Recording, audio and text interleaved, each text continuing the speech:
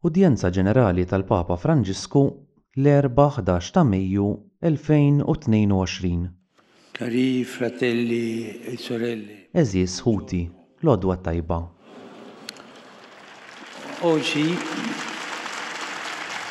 oggi parleremo di Illum se nitkellmu fuq Ġuditta, erojina biblika. la conclusione del libro. L-eluq tal-ktieb li jġib isimha smajna silta minnu Ne abbiamo ascoltato un brano. Sintetizza jiġbor l-aħħar parti tal-ħajja ta' din il-mara li ddefendiet lill-Iżrael mill-edewwa tiegħu. Ġuditta kienet armla żagħżugħa u twajba ludija li grazzi għal fidi tagħha, għall ġmiel tagħha u għall-għaqal tagħha salvat il-belt ta' Betulja u l-poplu ta' Ġuda mill-assedju ta' Oloferne, ġeneral ta' Nebukadnessar, is-sultan tal-Assirja, għadu prepotenti u mistkerraħ ta' Alla. U hekk bl-aġir ta' waħda li moħħha jilħqilha kienet kapaċi tħanxar id-dittatur li ħada kontra pajjiżha. che viene contro il paese. Era coraggioso. Kienet qalbiena din il-mara imma kellha l-fidi. E dopo Wara l-avventura kbira li tagħha kienet protagonista, Ġuditta reġgħet lura tgħix f'Belta, Betulja, fejn għexet xi uħija sabiħa sa ma kellha 105 snin. Kien wasal għaliha żmien tax-xjuħija kif jasal għal ħafna nies. Xi drabi wara ħajja intensa ta' xogħol, xi drabi wara ħajja avventuruża jew ta' dedikazzjoni kbira. non è soltanto L-eroiżmu mhuwiex biss dak tal-ġrajiet kbar li jarhom kulħadd, bħalma ngħidu aħna dik ta' Ġuditta li qatlet id-dittatur. aver ucciso il dittatore, ma spesso Imma spiss l-eroiżmu issibu fil-qlubija tal-imħabba imsawba f'familja diffiċli jew favur komunità medda. una comunità minacciata. No? Ġuditta għexet fuq 100 sena, barka partikolari, imma mhuwiex rari illum il-ġurnata li jifdallek tant snin xtejx wara l-istaġun tal-pensjoni. Ragione del pensionamento. Come Kif ninterpretaw, kif se naraw li dan iż-żmien għad-dispożizzjoni tagħna iħalli l-frott?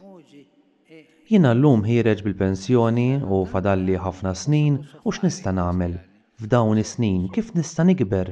L-età timxi waħedha, imma kif nista' nikber fl-awtorità, fil-qdusija, fl-erf? in santità, in saggezza. La prospettiva della Il-perspettiva tal-pensjoni għal ħafna taħbad ma' dik ta' mistrieħ mistħoq u mixtieq minn ħidmiet impenjattivi u ta' taħbit. Imma jiġri wkoll li t-tmiem tal-ħajja tax-xogħol jirrappreżenta għajn ta' tħassib u jkun hemm min jistennieh b'ċertu tferfir. Issa x'se naqbad nagħmel, issa li ħajti se titbattal minn dak li bih kienet mimlija għal tant żmien. Din hi l-mistoqsija. Ix-xogħol ta' kuljum ifisser ukoll ġabra ta' relazzjonijiet, is-sodisfazzjon li taqla biex tgħix, l-esperjenza li jkollok irwol, li l-oħrajn jagħtu kasek kif jixraqlek, żmien mimli li jmur lil hemm mis-sempliċi orarju tax-xogħol. Bla dubju hemm l-impenn ħieni u fih ix-xogħol li tieħu ħsieb in-neputijiet u llum in-nanniet għandhom irwol kbir ħafna fil-familja biex irabbu n-neputijiet. per aiutare a crescere i nipoti. Ma Imma nafu li llum ulied dejjem qed jitwildu inqas u l-ġenituri spiss huma mbeda, iżda suġġetti għal spostamenti b'sitwazzjonijiet xejn favorevoli ta' xogħol u ta' fejn joqogħdu. Xi drabi wkoll iżommu lura milli jafdaw lin-nanniet spazji ta' edukazzjoni u jikkonċedulhom biss dawk strettament marbuta mal-bżonn ta' assistenza. bisogno dell'assistenza. Ma qualcuno mi diceva Imma xi ħadd qalli bi ftit bissima ironika. oggi i nonni Illum in-nanniet f'din is-sitwazzjoni soċjo-ekonomika saru iżjed importanti għax għandhom il-pensjoni. hanno la pensione e la pensano così. Ci sono Hemm eżiġenzi ġodda anke fil-qasam ta' relazzjonijiet edukattivi u parentali li jitolbu minna li nerġgħu naġnu l-patt tradizzjonali bejn il-ġenerazzjonijiet. Imma nistaqsu, mandiamo qed nagħmlu dan l-isforz ta' rimudellar modellamento oppure jew qegħdin sempliċement inġarbu b'mod passiv il-kundizzjonijiet materjali u ekonomiċi. Il-preżenza tal-ġenerazzjonijiet li jgħixu flimkien fil-verità qed titwal, qed infittxu lkoll flimkien li nagħmluhom iżjed umani, iżjed rispettabbli, iżjed ġusti fil-kundizzjonijiet ġodda tas-soċjetajiet moderni. Għan-nanniet parti importanti mill-vokazzjoni tagħhom hi li jwieżnu lill-ulied fl-edukazzjoni tat-tfal. Iċ-ċkejknin jitgħallmu l-qawwa tal-ħlewwa u r-rispett tad-djufija. Lezzjonijiet li xejn ma jista' joħdilhom posthom li man-nanniet iżjed faċli tagħtihom u tirċivihom. In-nanniet min-naħa tagħhom jitgħallmu li l-ħlewwa u d-djufija ma humiex biss sinjal li huma sejrin lura, għaż-żgħażagħ huma passaġġi li jagħmlu l-futur aktar uman. Ġuditta sfat armla bikri u ma kellix ulied, imma meta xjaħet kienet kapaċi tgħix staġun ta' sħuħija u ta' serenità. Fl-għarfien li għexet għal kollox il-missjoni li l-mulej kien fdala. Għaliha dan kien iż-żmien li tħalli l-wirt it-tajjeb tal-erf, tal-ħlewwa, tad-doni għall-familja u għall-komunità. Wirt ta' tjieba u mhux biss ta' ġid materjali.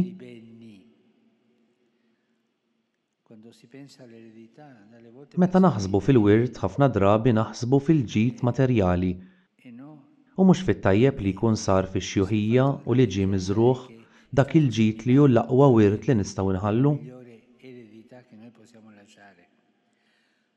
Propju fix-xjuħija tagħha, Ġuditta tat il-ħelsien lill-qaddejja preferuta tagħha.